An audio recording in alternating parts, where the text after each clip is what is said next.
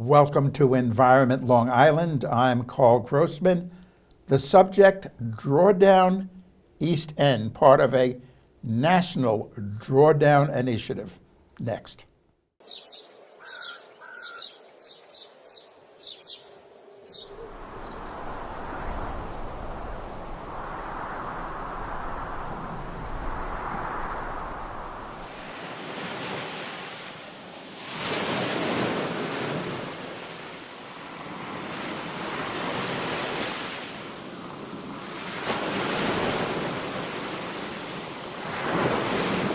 With me, two co-founders of Drawdown East End, Mary Morgan and Dorothy Reilly.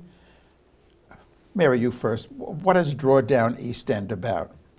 Drawdown East End is ostensibly a local chapter of Project Drawdown, which is an international initiative based on a book. Drawdown, the most comprehensive plan ever proposed to reverse global warming, which has caught the energy and imagination of people all across the world, really, and certainly in America, to start local initiatives to put forward the solutions that are outlined in this book. For me, the book is not only a roadmap of doable solutions that are already in place, best practices and technologies already in existence today, but it's an achievable goal of reaching drawdown, which is when we stop putting excess carbon into the atmosphere and we start to pull it down. And frankly, all the cascading benefits that go with that, which is economic, health benefits, and security and safety benefits. And the book was edited by Paul Hawken, who you may know. He's a longtime environmental writer, best-selling author of several books that are on the college circuit. And he wrote the book after talking with friends and saying, no one's writing the positive story here. We have already best practices in place. What if we scaled them up locally, nationally, and internationally? For example, methods that involve regenerative agriculture. Instead of using chemicals on agriculture, using the soil to regenerate, using compost to regenerate soil, which actually pulls down excess carbon from the atmosphere. If we transferred all of our farmland to regenerative practices, we would start drawing down carbon. Now, both of you have been involved. You live in Orient. Mary. Mm-hmm. And Dorothy is a lifelong, a native, in fact, of Southampton. Dorothy, you've been active in all kind of environmental activities in the town of Southampton.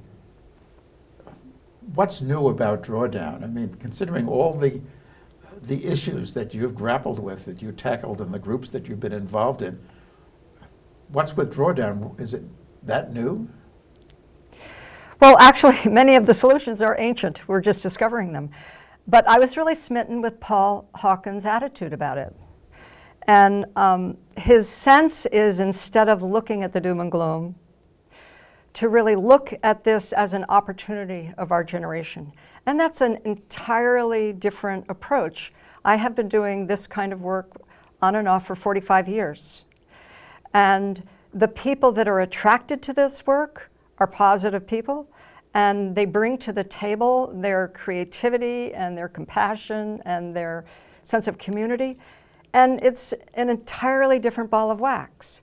So it's not going into everything that's wrong. It's saying, here we are now, this is our time, this is our gift to be able to work on it and to do something with it. So that's... Recently you had a gathering at what was the Southampton Arts Center? Yeah. Over 600 people yeah. came. In the middle of the winter came to this. What do you think that kind of shows, Mary, about the interest of just plain people on Eastern Long Island in the environment? Yeah, I do think that it attracted people who are looking for a positive message. What can I do? We showed the film 2040, which is an Australian film, a young filmmaker with a 2-year-old daughter, very popular Australian filmmaker. His story is he was looking at his daughter thinking, what in 2040, she's going to be 22, and what if we employed all the solutions in drawdown across the world and actually redirected climate change and reversed it? What would that look like? And that is basically the theme of the movie. Very positive.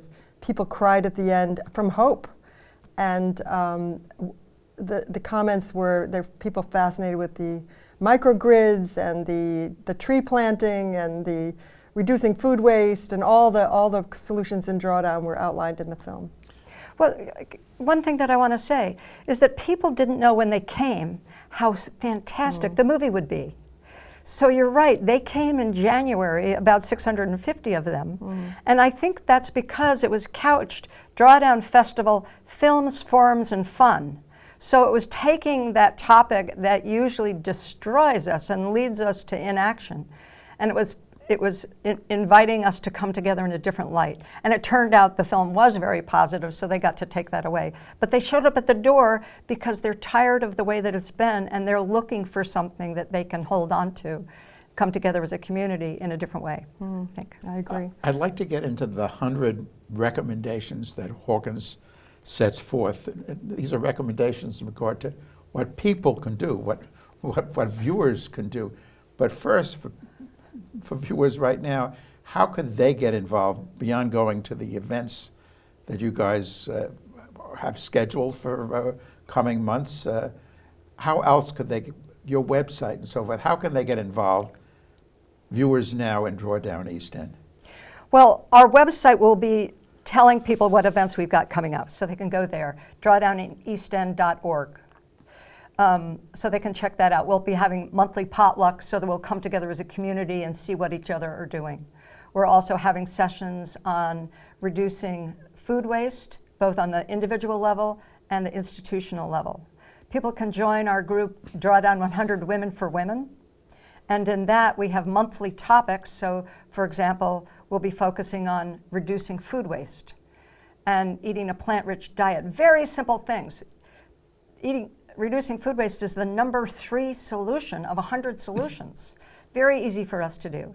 And eating a plant-rich diet is the number 4 solution. So by joining our group on a monthly basis, we'll be educating ourselves about that and planning what actions we want to take on a personal level, with our family, and with our larger community. So that's the key. Go to drawdowneastend.org. Our website's not developed, but there'll be the opportunity to sign up for Drawdown 100 Women for Women, and to find out about the programs at the library and other places that people are inviting us to. I've gone to the website, Drawdown East End. It may not be fully developed, but it's kind of developed. There's something there, and it will be more developed in the days and weeks to come. Now let's get into these solutions, these recommendations, because some of them, frankly, are rather brilliant. Number 1. Refrigeration management, and that is taking refrigerator elements out of refrigerators and air conditioning units and making sure that they're disposed of properly. There are laws so that they are disposed of properly. We want to make sure that if we are disposing of something like that, that the proper channel is being followed. And also we want to assist other countries in creating policies to make sure that happens. We will be transferring over to different kinds of chemicals soon, but still there'll be old refrigerators and air conditioners coming for a long time. But who would have ever thought that air conditioning and hydrofluorocarbons are the number 1 problem, because they go up there and they're so much more powerful than carbon dioxide and methane. And this is Freon largely? Is that the... No, it's not Freon, it's hydrofluorocarbons. And actually, I want to mention the Drawdown website itself, which is a wealth of information and good videos by the scientists who helped write the book. Paul Hawken himself talks about the surprise of refrigerants being number 1 solution, and more recent videos and articles. The new executive director, John Foley, is very excited about there are companies coming bringing online a new way to do refrigeration, which will completely change It's very exciting. all of refrigeration. So And you can go to the drawdown.org website. thank you. Yeah, projectdrawdown.org. The new way is with benign chemicals I think ammonia is one of them. I'm not sure, but it's you can check it out on their website. Yeah, well, one of the things I've learned focusing on environmental journalism for these many decades is that virtually all polluting processes and products are unnecessary. There's a green, sustainable, Alternative. safe alternative to them Right. all. I Yeah. mean, there's folks have vested interest, and certain industries have vested interests in this polluting process or that. But in terms of them being necessary, forget it. Yeah. Exactly true. And I want to mention, going back to the festival, we did feature 3 of the top 11 solutions. Reducing food waste, number 3, plant-rich diet, number 4. And with reducing food waste, what Drawdown says is Americans, if we reduced our food waste by only 50%, and I think we can do better than that, if we reduced our food waste by 50%, we would reach that achievable goal of Drawdown. The more we reduce, the faster we'll reach that goal.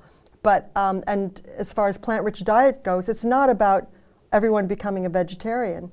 It's about eating sensibly. And I did the kind of the back of the napkin calculation on it. It means really Americans reducing our red meat, which is the big carbon emitter, to once a week. Once a week red meat. If we can buy it from a managed grazing pasture, a silvopasture, or what are those wonderful meat substitutes that people love? Incredible Meat or Complete Burger. Complete That's produced by Burger. a local person, Thank Jessica. Yeah. Complete Burger. Has created a great burger. And then the Complete burger, that's a, Jessica, her last name escapes me at the moment. I think it's with a T. and it's with a T, and she's, She's a local person, and you can buy them over at Cromer's Market. They're absolutely fabulous. They hold together when you flip them on the grill. We've made them Nice. into chili, and she's made them into falafels. It's great. And also nutritionally, they're much better than a lot of the other equivalent products. They have less additives. right. I think but in general, the issue of food waste, I think of these dumpsters outside restaurants. Yes. Yeah. And the enormous amount of food waste there. I mean, how are you going to tackle? Well, we actually have we have a team of 7 steering committee members. 3 of us are on the North Fork. We have focused on reduced food waste because of this great prioritizing tool of Drawdown. Let's start with one of the top 5. And we're talking with the town of Southold to do a pilot program of 30 people over 30 days volunteering to participate, reduce their food waste, put their food waste in a special container they bring to the transfer station just as they would their yellow bag. They give it to us, we weigh it, we give them a new clean container back, and we do this over 30 days. We end up weighing the final, have a score really, for total weight for all the food waste that has been diverted from the waste stream, which can ultimately be made into compost. We have a local farm, Treber Farm, that has agreed to let us put our food waste onto his compost for the month, and he'll make it into compost. And the idea is, if we can scale this up for the entire town of Southold, we could create compost for our local farms and community. Isn't it also not only about creating the compost, which is solution number 60, Right. but by being aware of how much compost and food waste you create, that you're reducing your food waste to begin with, which is solution number 3. Yeah, and saving money and all the Just if rest I of it. could go in reverse, that number one, how do people know that the chemical used in their refrigerator might be toxic, might be bad for the environment? Everybody's refrigerator out there right now is bad for the environment. Really? Yeah. Ideally, you want to keep your refrigerator at, I think, at appropriate temperature, so you're not over using it. Same with your air conditioning.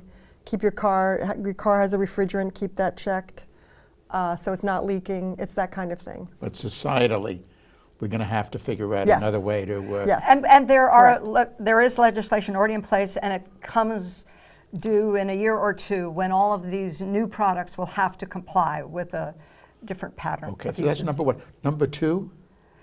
Number 2, I have to look it up. Forget number 2. It is onshore wind. I bet. Onshore wind. It And is. it's It is, interesting that yeah. it's onshore Yeah, wind, it is. not offshore wind. It is. Um, It is no. offshore. It's offshore wind. no, see, it's onshore wind. You're right. Onshore wind.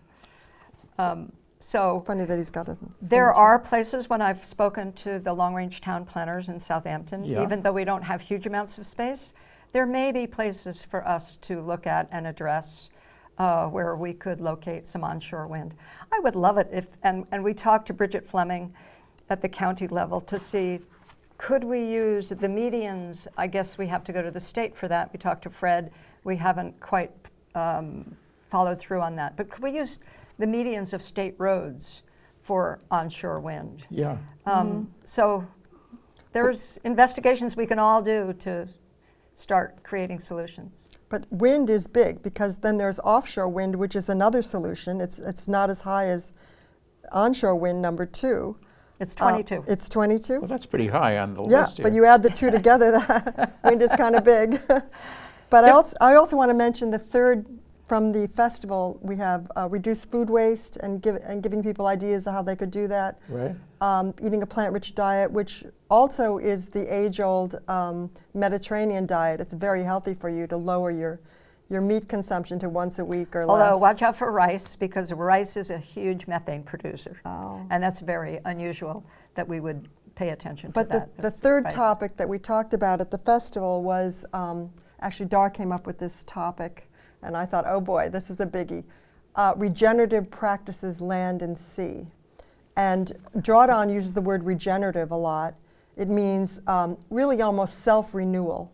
If something has an injury and you allow it to heal itself, that is regenerative, like the ocean can regenerate itself if we just allow it to without adding more chemicals and plastics to it.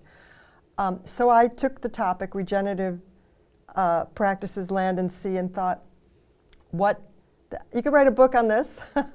What can I explain to people as I'm learning what that means that would be a good takeaway? And I realized there are 4 huge carbon sinks on land and sea. A carbon sink being a thing, like Earth, that is a sink for carbon, for excess carbon. And what causes Earth? Earth is the biggest carbon sink on Earth. What causes it to become a sink is compost. Compost accelerates the ability of Earth to become a carbon sink. Trees are a carbon sink. So we want to actually plant 1 trillion trees. Maybe you've heard of the UN Plant 1 Trillion Tree program. It's based on science, and the idea trees are themselves a carbon sink, but they also get carbon back into the soil. In the ocean, the carbon sinks are kelp forests, and so we really do want to support kelp farming and kelp forests. They sequester carbon at a huge rate and a fast rate because they are fast growing.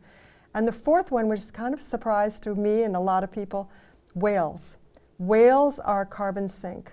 Like trees, they are like swimming trees in the ocean. They have carbon sequestering in their bodies, but also because they go up and down the water channel, they bring phytoplankton up to the surface and down. Phytoplankton need sunlight, and phytoplankton store 40% of the Earth's carbon dioxide. So we want to triple our whale population. That was really interesting. The idea of 4 carbon sinks that are natural. We need to protect them. We need to protect forests. We need to plant trees. We need to protect whales, maybe have a whale corridor on the East Coast like they do on the West Coast. There's a push by the UN to have commercial ships lower their speed limit, because at a certain speed limit you can actually see the whales before you run into them. And there's new radar ways of scouting for whales. We all need to kind of self-educate. What we love, actually whales benefit from our beach cleanups, picking up plastics. You know, if we love the sea and we love the ocean, help the whales out. Very interesting. You know, drawdown is a fascinating look at a different way to look at the Earth in a regenerative way. Yeah, I mean, one solution, frankly, is more fascinating than the last one. I mean, what a collect. Let's go into more of these solutions, because I think a lot of people weren't aware and aren't aware of these ideas. One thing that I want to mention is that when we were talking about onshore wind and offshore wind, for example, and it's number 2 solution worldwide and number 22 solution worldwide, the wind. Right. But here, all of these 100 don't necessarily apply. So we have actually taken out 32 of them that we think are more localized here. And so here, offshore wind is more viable than onshore wind, and so that's a bigger solution for us. But we're also looking through the lens of policy, and we've taken the comprehensive plan. We're starting with Southampton, the comprehensive plan of the town of Southampton, and the Sustainability 400 Plus plan, and the solid waste management plan, and the Hampton Bays Hamlet study.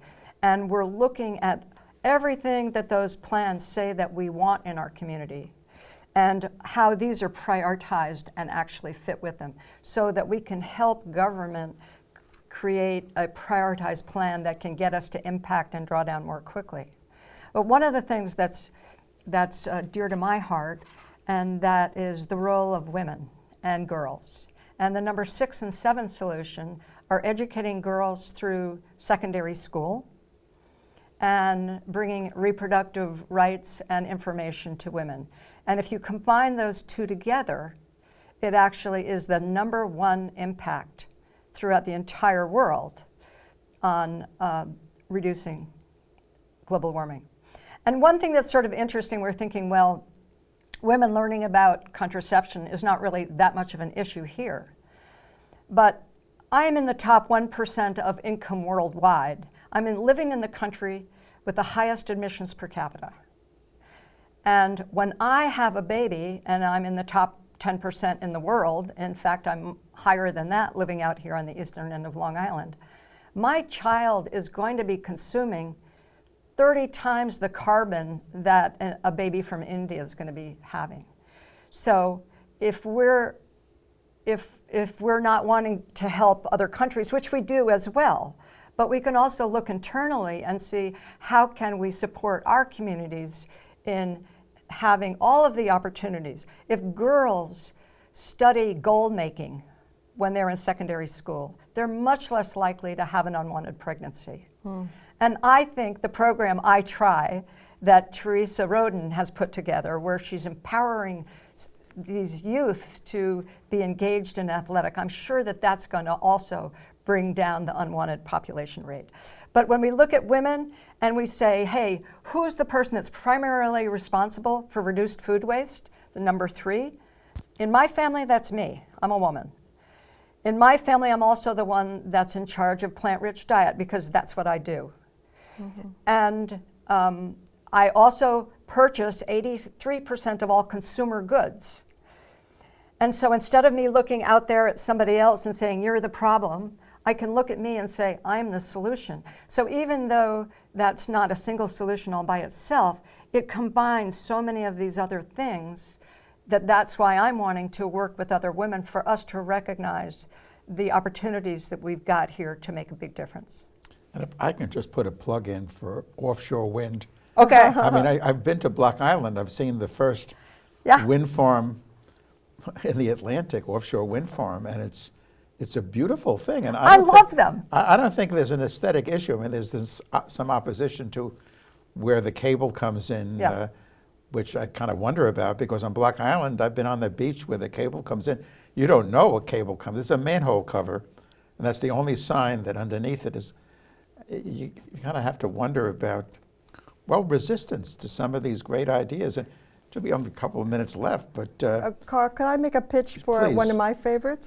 Yeah. Which is regenerative agriculture. And actually, there's 21 regenerative solutions in Drawdown that have to do with regenerating the ocean and the earth. And regenerative agriculture, it's my favorite because honestly, I do identify Eastern Long Island as a farming and fishing community. I really think that's our identity, and in a way that's our heart. Maybe it comes from the fact that my grandfather had a dairy farm in East Hampton, and it was his father's farm and his father's farm, and I grew up looking at this beautiful farm and meeting farmers and fishermen, and that was the way, that's the identity of Eastern Long Island. Regenerative agriculture is number 11, but again, there's 21 other regenerative practices. And if we can regenerate our soil, again, through compost and through regenerative practices, which are basically no-till and crop covers and things like that, we will draw down carbon. Draw down excess carbon, and not only stop putting it up in the atmosphere, but bring it down and sink it into the soil, which is healthy for the soil, healthy for us. When you asked before what we love about drawdown and why was this a game changer, that's a huge thing. Yeah. We're always thinking about the electricity and all of the carbon going up from that, but what we didn't know is there's an equal opportunity just with agricultural practices to bring that carbon down. So that's one of the things that's so exciting about this work. Well, let me thank you two women for co-founding Drawdown East End, again, part of a much broader movement which is full of brilliant solutions, brilliant ideas that can work, and you out there, people out there, all of us can be involved in making these necessary changes. Again, thanks for establishing Drawdown East End. Thanks for being with us. I'm Karl Grossman, and you've been watching Environment Long Island.